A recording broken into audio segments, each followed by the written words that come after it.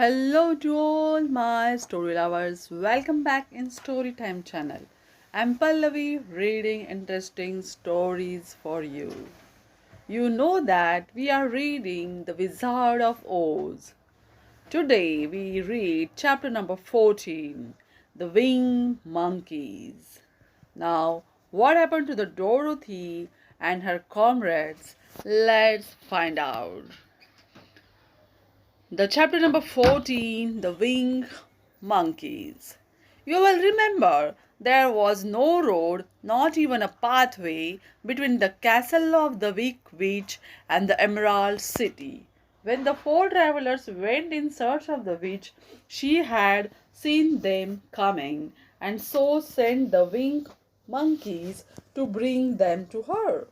It was much harder to find their way back through the big fields of buttercups and yellow daisies than it was being carried. They knew, of course, they must go straight east towards the rising sun, and they started off in the right way.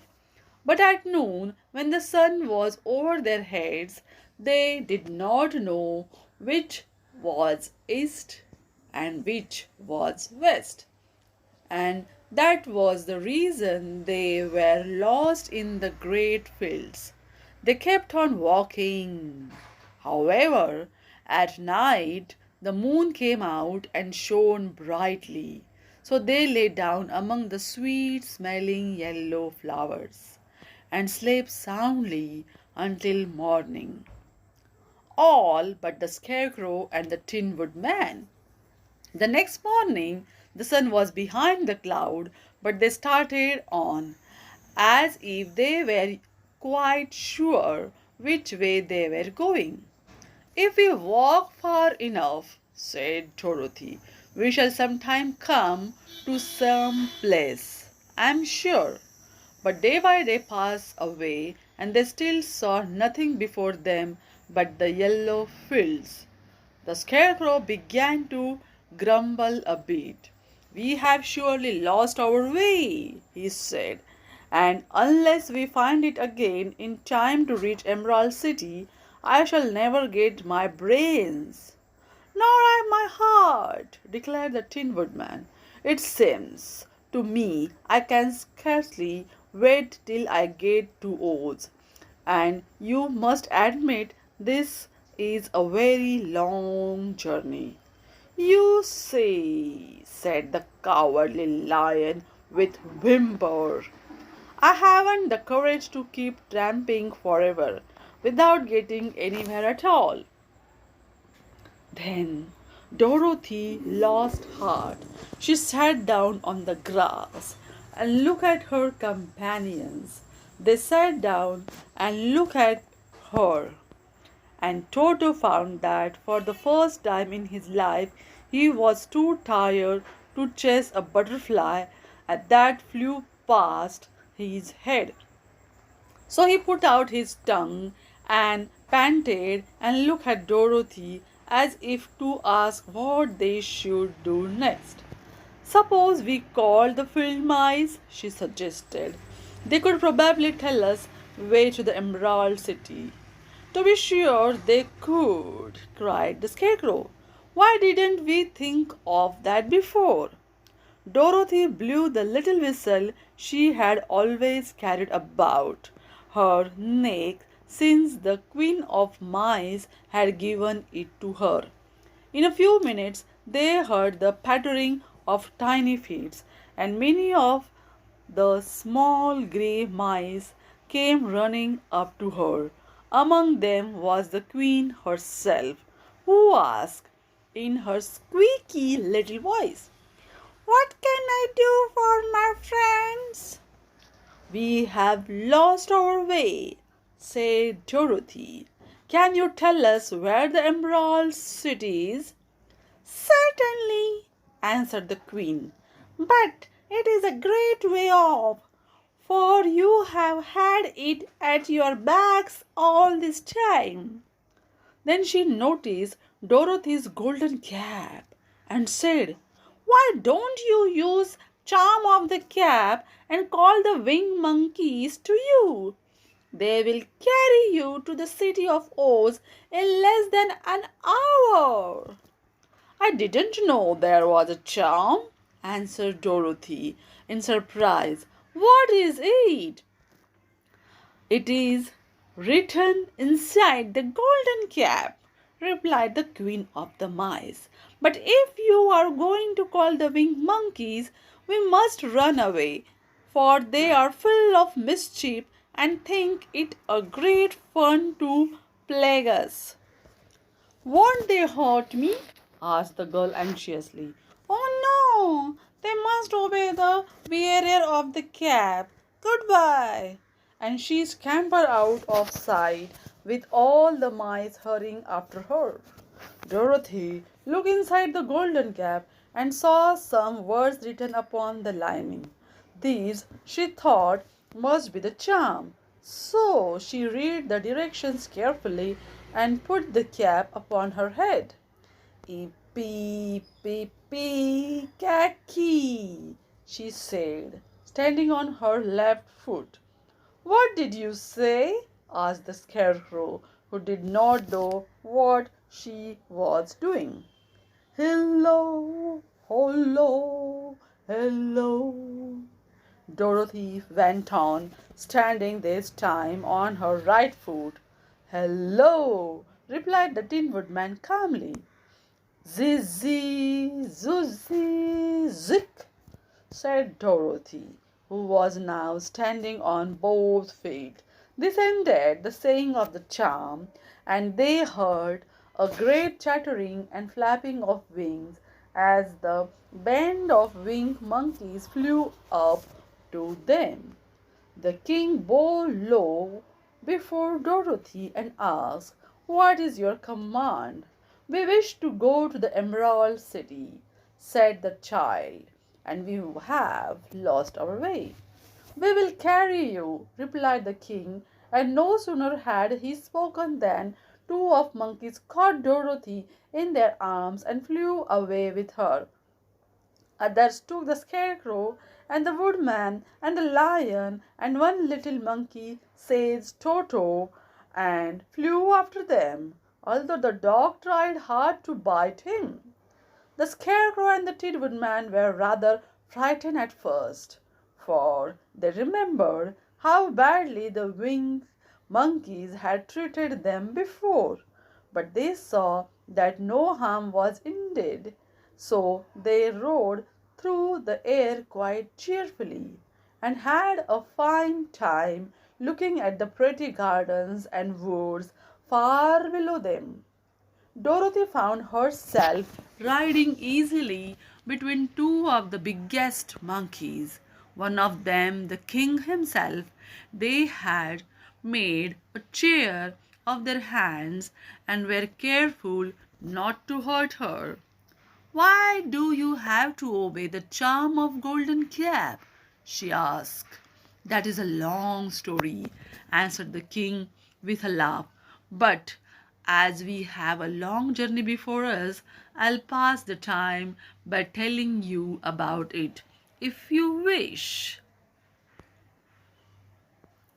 I shall be glad to hear it, she replied.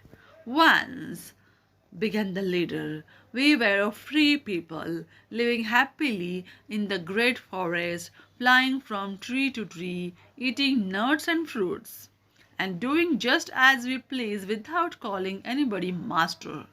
Perhaps some of us were rather too full of mischief at times, flying down to pull the tails of the animals that had no wings, chasing birds, and throwing nuts at the people who walk in the forest. But we were careless and happy and full of fun and enjoy every minute of the day. This was many years ago, long before Oz came out of the clouds to rule over this land. There lived here then, away at the north, a beautiful princess who was also a powerful sorceress. All her magic was used to help the people, and she was never known to hurt anyone who was good. Her name was Gaelite.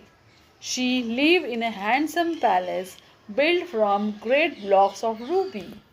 Everyone loved her, but her greatest sorrow was that she could find no one to love in return, since all the men were much too stupid and ugly to mate with one so beautiful and wise.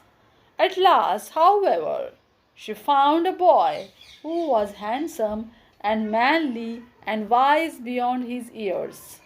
Gaelite made up her mind that when he grew to be a man, she would make him her husband. So she took him to her ruby palace and used all her magic powers to make him as strong and good and lovely as any woman could wish. When he grew to manhood, Quelela, as he was called, was said to be the best and the wisest man in all the land, while his manly beauty was so great that Gaelite loved him dearly and hastened to make everything ready for the wedding. My grandfather was at that time the king of the winged monkeys, which lived in the forest near Gaelite's palace, and the old fellow loved a joke better than a good dinner. One day, just before the wedding, my grandfather was flying out with his band when he saw Quelela walking beside the river. He was dressed in a rich costume of pink silk and purple velvet, and my grandfather thought he would see what he could do. At his word, the band flew down and says Quelela carried him in their arms until they were over the middle of the river, and then dropped him into the water. Swim out, my fine fellow, cried my grandfather, and see if the water has spotted your clothes. Quelela was much too wise not to swim, as he was not in the least spoiled by all his good fortune. He laughed when he came to the top of the water and swam into shore. But when Gaelite came running out to him, she found his silks and velvet all ruined by the river. The princess was very angry, and she knew, of course, who did it. She had all the winged monkeys brought before her, and she said at first that their wings should be tied and they should be treated as they had treated Quelela and dropped in the river. But my grandfather pleaded hard, for he knew the monkeys would drown in the river with their wings tied. And Koalila said a kind word for them also, so that Galette finally spared them on condition that winged monkeys should ever after do 3 times the bidding of owner of the golden cap. This cap had been made for a wedding present to Quelela, and it is said to have cost the princess half her kingdom.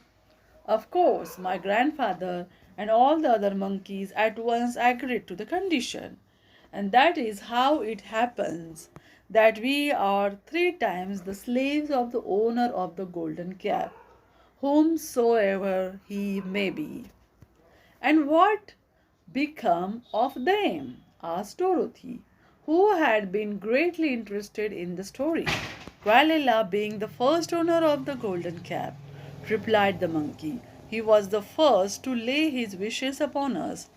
As his bride could not bear the sight of us, he called us all to him in the forest after he had married her, and ordered us to always keep where she could never again set eyes on winged monkeys, which we were glad to do, for we were all afraid of her.